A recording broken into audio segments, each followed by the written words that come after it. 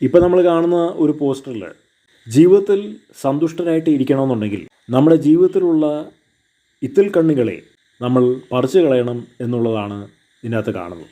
അല്ലെങ്കിൽ നമ്മുടെ ജീവിതത്തിൽ ഉള്ള വേസ്റ്റുകളെ, വിഷം തുപ്പുന്ന മനുഷ്യരെ നമ്മുടെ ജീവിതത്തിൽ നിന്ന് പറിച്ചു കളഞ്ഞു കഴിഞ്ഞാൽ, ഫിൽട്ടർ ചെയ്തെടുത്തു കഴിഞ്ഞാൽ നമുക്ക് ജീവിതത്തിൽ എപ്പോഴും സന്തുഷ്ടരായിട്ടിരിക്കാൻ പറ്റും എന്നുള്ളതാണ് ഈ പോസ്റ്ററിൻ്റെ അർത്ഥം. നമ്മൾ ഈ സമൂഹത്തിൽ ജീവിക്കുമ്പോൾ നമ്മൾ പലതരത്തിലുള്ള ആളുകളുമായിട്ട് ഓരോ ദിവസം ഇടപഴകും. അവരെല്ലാവരും ട്രാൻസ്പെറൻ്റ് ആയിരിക്കണമെന്നില്ല. വാക്കിൽ, ചിന്തയിൽ, പ്രവൃത്തികളൊന്നും ട്രാൻസ്പെറൻ്റ് ആയിരിക്കണമെന്നില്ല. സുതാര്യത പുലർത്തണം എന്നൊന്നുമില്ല. അതിൽ വിഷമുള്ള ആളുകളുണ്ട്.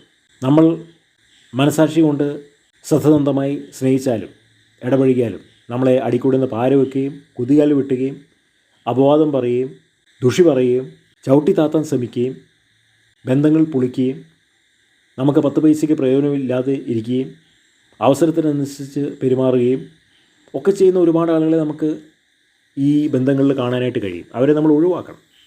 നമ്മുടെ നാട്ടിൽ ഒരുപാട് വിവാഹമോചനം നടക്കുന്നുണ്ട്. അതും ഇതിൻ്റെ ഒരു ഭാഗമാണ്.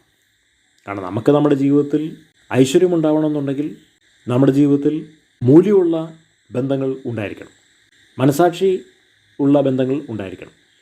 എന്നാലേ ആ ജീവിതത്തിന് സന്തോഷം വരികയുള്ളൂ. ഇല്ലെങ്കിൽ എപ്പോഴും പിരിമുറുക്കമായിരിക്കും. ഇപ്പോൾ ഒരുപാട് ആളുകൾ നമ്മുടെ സമൂഹത്തിൽ പിരിമുറുക്കമുള്ളവരായിട്ട് തീരുന്നതിൻ്റെ കാരണം അതാണ്. ഒരുപാട് കുടുംബങ്ങൾ തമ്മിൽ അടിപിടി ഉണ്ടാകുന്നതും വ്യക്തികൾ തമ്മിൽ അടിപിടി ഉണ്ടാകുന്നതും കൊലയും കൊള്ളിവെപ്പൊക്കെ നടക്കുന്നതും ഇതിൻ്റെ കാരണമാണ്.